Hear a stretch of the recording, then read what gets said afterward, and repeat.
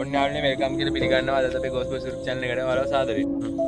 යාළුවනේ අපි ඇවිල්ලා තියෙන මේ කැලේකට මේක පොඩි සීන් එකක් තියෙනවා කිව්වා අපිටත් මේ එක්කෙනෙක් WhatsApp එකෙන් තමයි ඇහුවේ.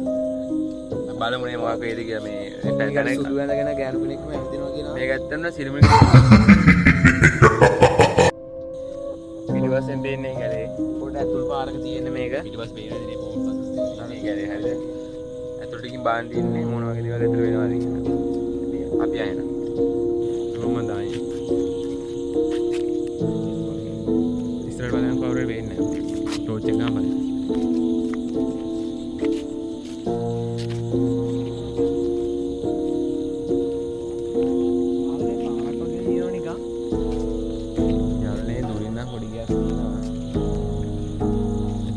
ළඟ එක්කම වගේ සද්දේ නැහැ නේද?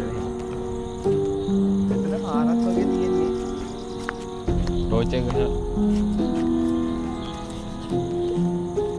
යාළුවනේ අද අපි මෙතන එක්ස්පෙරිමන්ට් එකක් කරන්න පොඩ මේ වටේ පොඩ බලලා යන්න ආවේ. යාළුවනේ අපි මෙතන එක්ස්පෙරිමන්ට් එකක් කරන්න පොඩ වටේ බලලා යන්න ආවේ. මේ හරිය තමයි කිව්වේ අපිට යන්න එපා කියලා. ඒකට අපි ආවා. මේ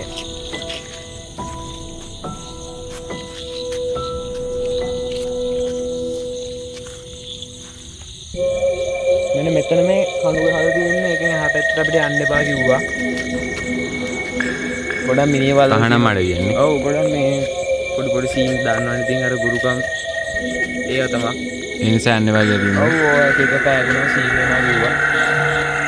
ඒක තමයි මේ වත්තේ මොකද ප්‍රශ්නයක් තියෙනවා කිව්වා ඒක ගැන. අපි ඒක බාන් තමයි ආවේ. තාම අපිට මොනවා නෝටිස් උන්නේ නැහැ. අපි ආයි දවසක ඇවිල්ලා බලන්න ඕනේ දැන් මෙතන එක්ස්පෙරිමන්ට් එකක් කරලා මොන වගේද කියලා. ඔන්න යාළුවනේ දැන් අපි මෙතන බැලුව ටික වෙලා විනාඩි 15ක් විතර හිටියා. ඇත්තට මොකද විශේෂයක් වුණේ නැහැ.